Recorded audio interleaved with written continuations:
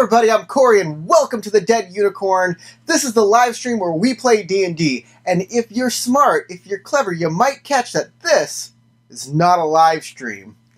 Yeah, that's right. We had a technical malfunction that, I don't know, I think it was the software, but in any case, I'm the producer and I'm the host. I also put together the game. I do everything. So sometimes something's going to slip through the cracks, and I apologize for that. But in place of our video, because it was quite frankly an amazing adventure, and I'm really sorry it didn't get to... It's not watchable for you. What we're going to do instead is get everybody's reaction to what happened. They're going to explain from their own point of view what had happened during the last adventure that we had.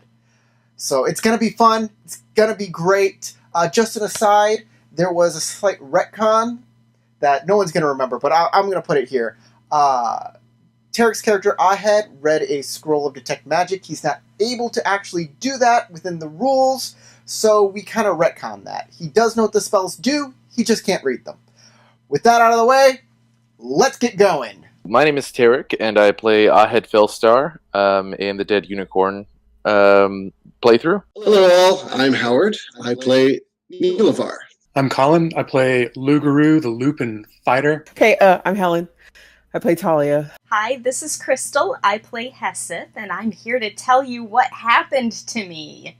Lugaru and I decided that we were going to go do some exploring because, well, I didn't want to go in there because it was moldy and gross, and I don't know why Lugaru didn't want to go in there, but we didn't, so we went off to explore.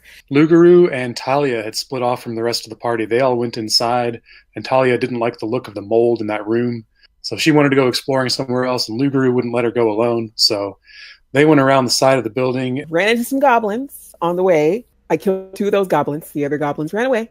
And wanted to go back and tell their friends about it, about their recent victory. Because there was nothing exciting. As you probably know, I'm still paralyzed. But Neil moved me into the bushes to try to keep me covered.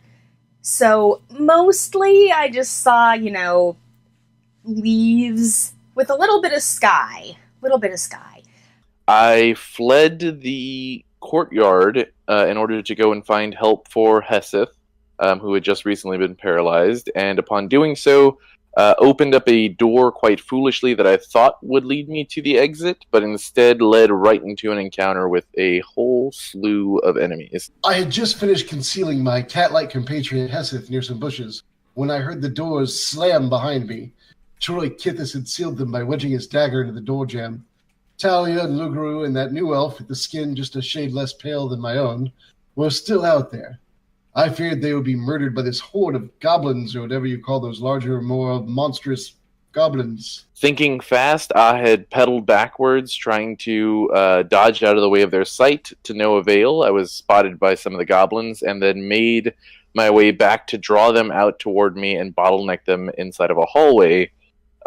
However, was quickly overwhelmed, so I put up a makeshift barricade that was a knocked over table from one of the rooms inside of the doorway to try to hold my own. I recall scolding Troy for blocking us from helping our friends as I tossed aside his dagger and prepared to face the horde. I definitely heard fighting over there. I was wielding my shield I had plucked from the bowels of Case Kitten and my rapier of Galyrak, and I had stabbed at the nearest goblins. I think that Neil and Troy were trying to protect me from I'm not sure what. After a lot of struggle, Ahed was taken down by one of the hobgoblins and tossed aside onto a refuse heap. The hobgoblins were able to kind of regroup and push past the barricades that he had set up and assault the party members outside. And as soon as we came around the corner, a bunch of goblins flooded out of the building, and Lugaru caught a hail of arrows and was immediately down.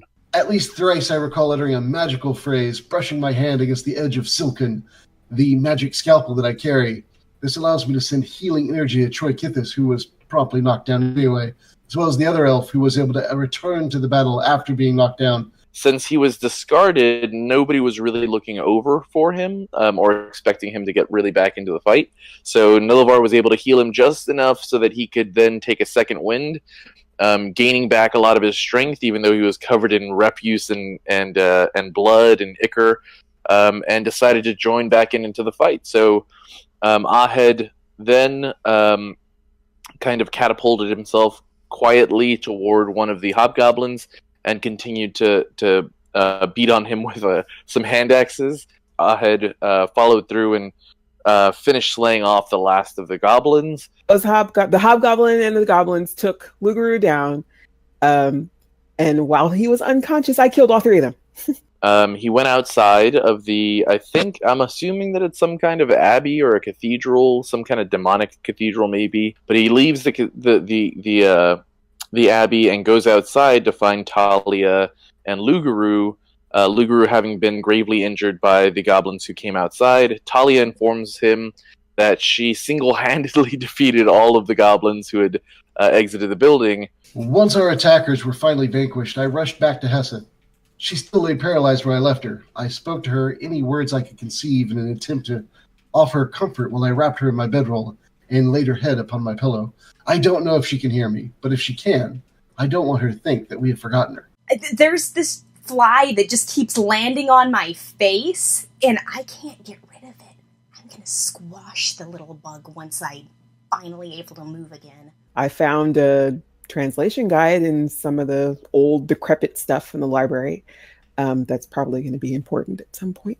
And together they bring Luguru back into the courtyard where the party decides to take an extended rest and recuperate after such a staggering experience. Afterwards, I recall urging the others to join us in this room with this fountain and this large pool and these trees.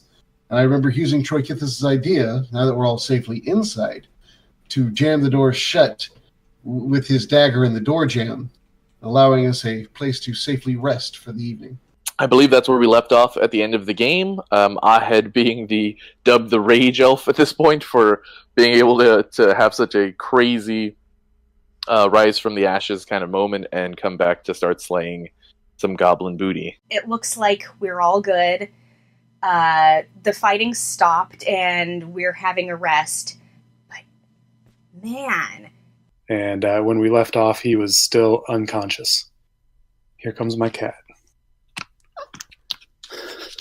We've been in here for a very long time. It feels like weeks. And that's what happened.